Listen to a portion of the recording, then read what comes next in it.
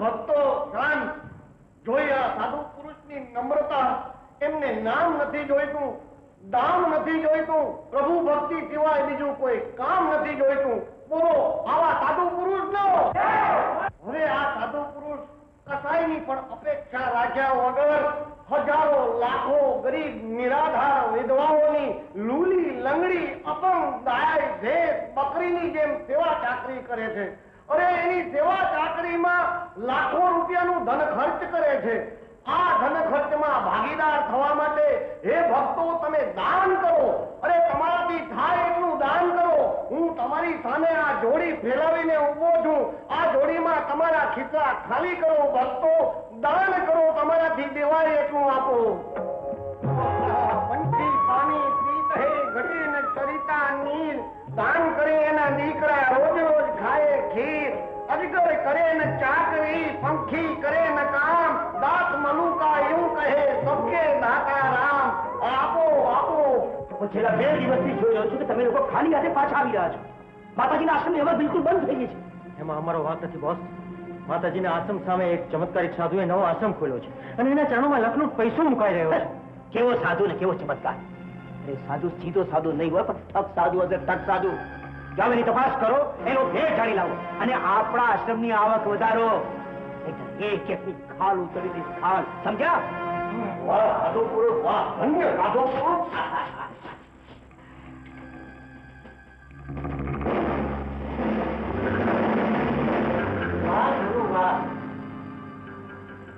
ગુરુની વિદ્યા ગુરુ સામે અજમાવો છો. કોણ છો તમે? અમે પણ એક જ માળાના મણકા છીએ. આ તે તૂટીને નોખા શું કામ પડ્યા હતા? તમારી જેમ નગર નારાયણની પૂજા કરવા. એટલે એક પૂજારીએ બીજા પૂજારી સાથે પ્રસાદની વહેંચણી સરખે ભાગે કરવી જોઈએ. લે આ તો ચોરના ઘેર ચોર પર અને આને એક ફૂટી ખોડીએ આપતો નહીં. એક ચોરના પેટનો બીજા ચોરના પેટનો શું બગાડી આપવાનો છે? ઝઘડો ના કર રમેશ. આ લોકો મને છતો કરી મુશ્કેલી ઉભી કરી શકશે. એમને પૈસા આપી દે. અરે પણ પૈસા કહું છું આપી દે.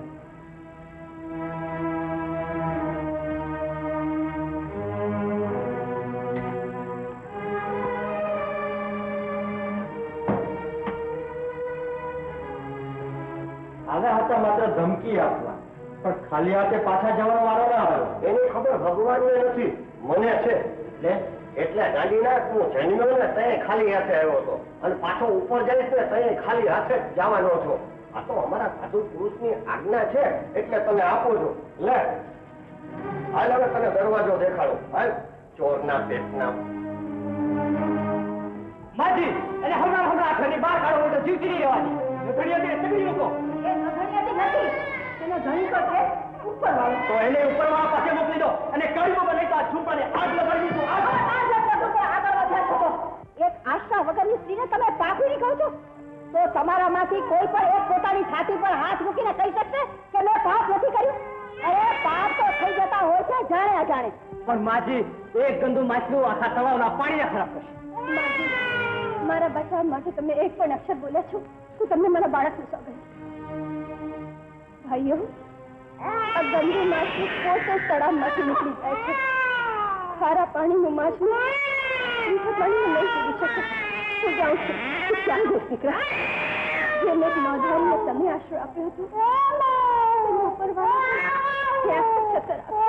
પણ તારું બાળક બીમાર છે બેટા. એનું તો ભગવાનને છે. જાઓ.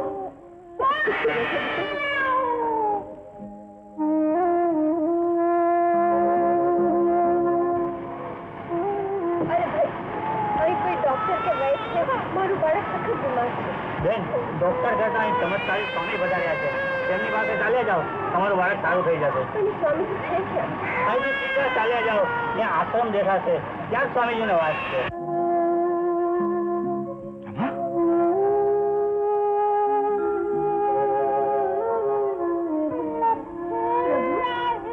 તમને મારા નામની શી રીતે ખબર પડી? અરે આ સાધુ પુરુષ તો અંતર્યામી છે. એને બધી જ વાતની ખબર પડી જાય. સાધુ પુરુષ તો પ્રભુ, મારું બાળક બહુ બીમાર છે. બીજા કોઈ આશાની કિરણ દેખાતી નથી. એને તારા બાળક માટે હું ખાસ સમાધિ લગાડીશ.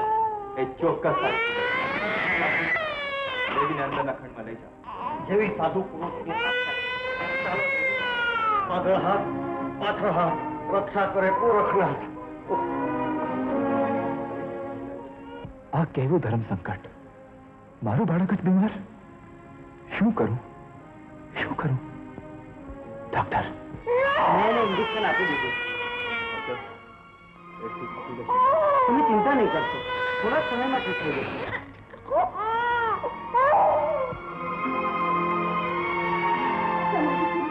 આ દેવી લો તમારે. તમે જ જો કે હવે કેમ છે.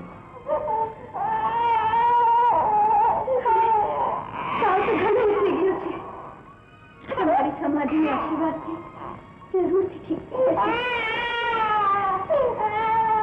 તમારો પતિ ક્યાં છે? પતિ કોણ જાણે ક્યાં હશે, પણ જ્યાં હોય ત્યાં હવે તું કાયાથી છાયા વિખૂટી પડી ગઈ છે. કેમ? એ એટલો ખરાબ હતો કે એનું નામ સાંભળતો તમે દુઃખી થઈ ગયા? હા પ્રભુ, એણે મને ખૂબ જ દુઃખ પહોંચાડ્યું છે. વિશ્વાસની પરમ ટોચ પર બેસાડી અવિશ્વાસની ઊંડી ખાઈમાં ધકેલી દીધી. પણ હવે તમારી પાસે આવે અને માફી માંગે તો શું તમે એને માફ ન કરો? કદાપી નહીં. તે નાસ્તિકને હું ક્યારેય માફ ન કરું. પણ તમે જાણો છો કે નાસ્તિક શા માટે બન્યો?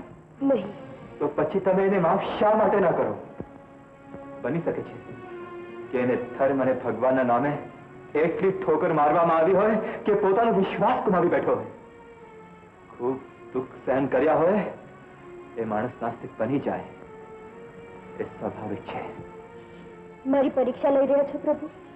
એ માણસ શું કામનું કે મુશ્કેલી સામે નમી જાય, ભગવાનના ધર્મના નામથી દૂર ભાગી જાય? ભગવાનના ભક્તો પર શું ભીડ નથી આવી? નરસિંહ મહેતા પર શું સંકટ નહોતું આવ્યું? પ્રહલાદને આગમાં નાખવામાં આવ્યા પણ એ પ્રભુનું રટણ ભૂલ્યા. મીરાબાઈને ઝેરનો કટોરો આપવામાં આવ્યો અને કૃષ્ણ દીવાની રહીને જ ગટગટાવી ગઈ. છતાંય ભક્તો ભગવાનને ક્યારેય નથી ભૂલતા. દરેક માનવી નરસિંહ ભક્ત અને પ્રહલાદ નથી બની શકતા. માનવી આખરે માનવી છે. એ મુસીબતોથી ગભરાઈ જાય છે. એને ક્યાંક આસ્થાની જરૂર છે, મમતાને લાગણીની જરૂર છે. જે ભગવાન આવા માનવીને આશરો ના આપે એવા ભગવાન શા માટે માને? તમારી પરીક્ષાથી મારો અટલ વિશ્વાસ નહીં તૂટે પ્રભુ. નાસ્તિક ખરેખર નાસ્તિક છે, પાપી છે. ઇતિહાસ બતાવે છે કે જે માનવી પાપ અને પુણ્યનો ભેદ ભૂલી ગયો એ પાપ અને પુણ્યની ઓળખ પણ ભૂલી ગયો. હિરણાક્ષ અને રાવણ ભગવાનને હંમેશા નફરતની નજરથી જોતા તો લોકો એમનો તિરસ્કાર કરે છે, નહીં કે પ્રભુનો. એક નાસ્તિક અને અધર્મીને હું ક્યારેય નહીં અપનાવી શકું પ્રભુ, ક્યારેય નહીં. હું નાસ્તિક છું એ સાચું છે. એને પ્રભુ પર જેટલો અટળ વિશ્વાસ છે એટલો જ મને તિરસ્કાર છે.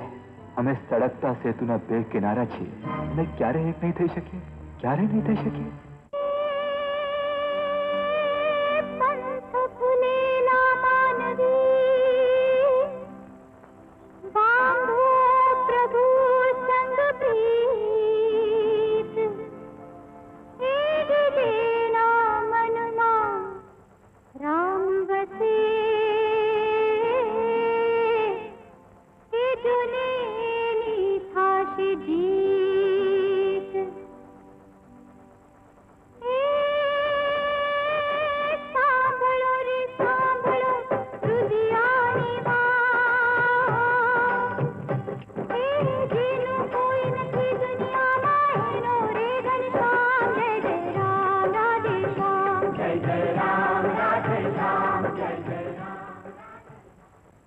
સાધુને જઈને તમે લોકો કહો કે આવતીકાલે અમને 10,000 રૂપિયાની ખાસ જરૂર છે અને જો આપવાની ન પાડે તેને બ્લેકમેલ કરવાની ધમકી આપજો અને એને કહેજો કે અમે તને છતો કરી દેશું.